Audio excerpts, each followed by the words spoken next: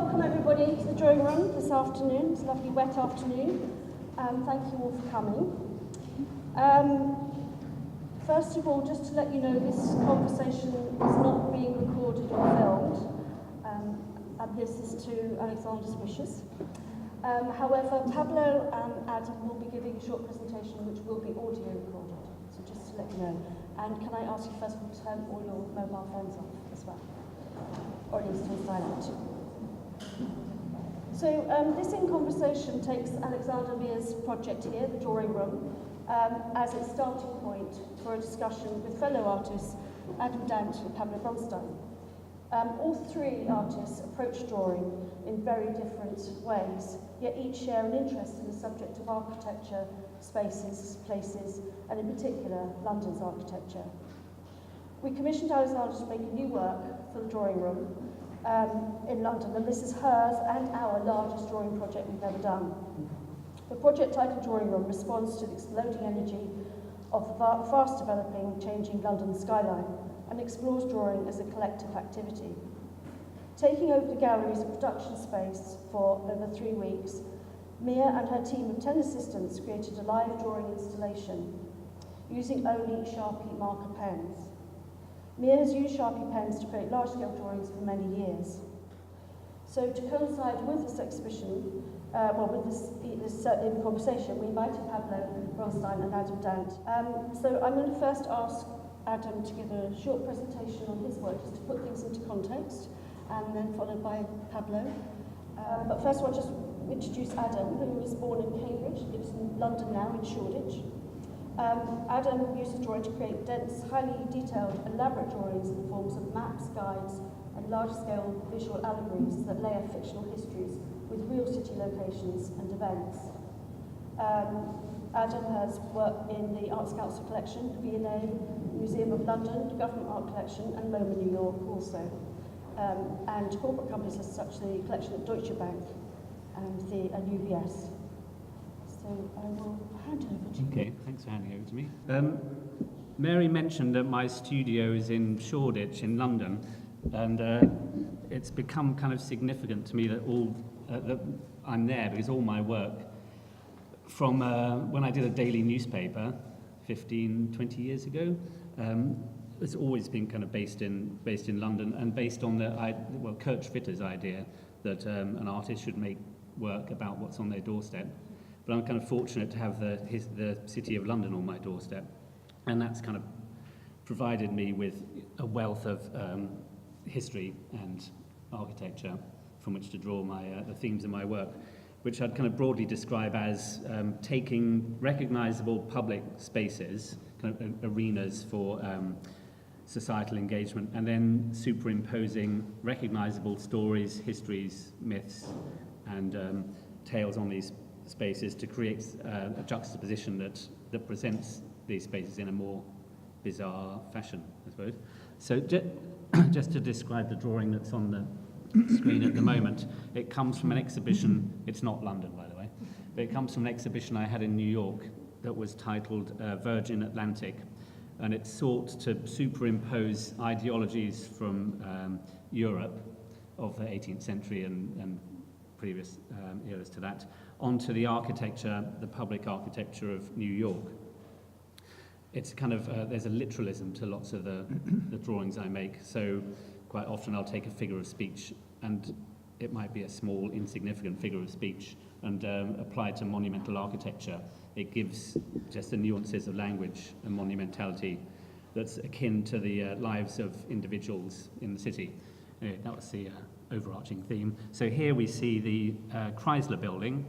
It's been turned on its side, and it's being used as a monastery. That was my plan for that drawing. So there are effigies and statues being carried by monks and nuns into the building, and there's a kind of medieval market going on there. But really, I think the idea behind the show was to distinguish between an American sensibility, an American society, and that which they sought to escape from. Let's see. But there were other. So I drew the Rockefeller Center and Grand Central Station, etc. This was from an exhibition called monuments and menageries, I think. But I sought to take the idea that my neighbours in the City of London, the financiers and the bankers and the titans of industry, were describing themselves as modern-day Medici in form of their sponsorship of the arts. So I took that idea and represented it literally by taking the architecture of Canary Wharf and the City of London and applying it to the actual palaces and the Florentine environment of those great kind of banking families of 15th, 16th century Italy. So this shows the Palazzo Pitti and the Medici family are being turfed out by a bunch of accountants. That's the narrative in here. And the structure of the building has been manipulated according to the architecture of Canary Wharf. So it has those awful kind of glass canopies over the entrance, and I think they're even installing a lift shaft in the top right. But I spend a lot of time going out with a sketchbook in the City of London and drawing from particular vantage points which I know the artists of the past would have drawn from, hoping to establish some kind of continuity with artists such as Wenceslas Holler and John Stowe, who did the survey of London. This was from an exhibition called Underneathism, and it was a bogus perspectival school of drawing, which sought to represent the world as an axonometric viewpoint, but rather than from the bird's eye view, it was from underneath. So it was a series of drawings of familiar locations, all seen from underneath. This is Tesco's. I got thrown out of Tesco's for drawing in Tesco's. Apparently, you're not allowed to do that. I don't know whether they thought I was from Waitrose or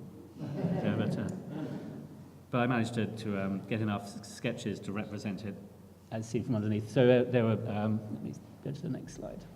So this is from a pamphlet I produced which described this orthodoxy of the faux art historical movement called Underneathism. And I found heroes and precursors of Underneathism, such as Fra Pozzo, who painted the Jesuit church in Rome. They didn't have enough money to have a splendid dome, so he was one of the first painters to paint an illusionistic kind of quadratura ceiling in the church, which I discovered a story which is amazing about how he managed to transfer his drawings onto a curved space on the ceiling by having a net with candles underneath it. And the grid of the net would have been projected up onto the ceiling. So he would have been able to trace that kind of grid and match it up with his drawings. But other heroes of the Underneathianists would have been Harry Beck with his tube map, representing the world under London. And let's see. This is a drawing from a series based on the idea of the gentleman's home being full of these works that he's picked up on the Grand Tour, in this case being quasi-Piranesi views of the monuments of Rome. The series is called the Classicist Cookbook, and it was supposed to infiltrate the gentleman's home in England with some kind of, the anarchist cookbook, which is full of bomb-making recipes. That was my infiltration of bomb-making into the homes of the gentry via these drawings, which they combine bomb-making recipes with the architecture of Piranesian views of Italy. So this is, in fact, not just a view of the Pantheon, it's also a recipe for making what's known as a toilet bomb, where you empty the bowl, fill it with bleach, and then you put caustic soda in the system, so that when the unsuspecting victim flushes the loo, the gas produced, chlorine gas, knocks them out. If they have a dodgy heart, that's it, apparently. So the dome of the Pantheon, the cupola, is the ball cock of the system, and we have bleach and caustic soda as and there's the downpipe as the obelisk, and each kind of architectural element is numbered in the same way that Piranesi would have described different elements of the classical architecture. I'm doing some drawings in the City of London at the moment in public spaces. I'm having the same experience that I had in Tesco's of being moved on, because whilst I describe these squares as public. They are owned by private companies who employ security guards to get you out of there if you're doing anything remotely suspicious, like sketching or setting up an easel. So I'm showing this because I know you've been drawing in Paternoster Square. You did a series of drawings there. Yes, well, But yeah. yeah, but I've been there recently during the Occupy movement's time there, when the whole square was full of barriers. You couldn't get into it. They'd filled the whole thing full of those steel barricades. And after they'd turfed out the Occupy movement, these notices went up, basically informing pedestrians that they were trespassing to a greater extent if they were going through Paternoster Square. But they were given permission, just to do so if they're going to have their hair cut or go to Boots, but maybe not if they were drawing. So I'm doing a series of drawings at the moment about ownership and public space.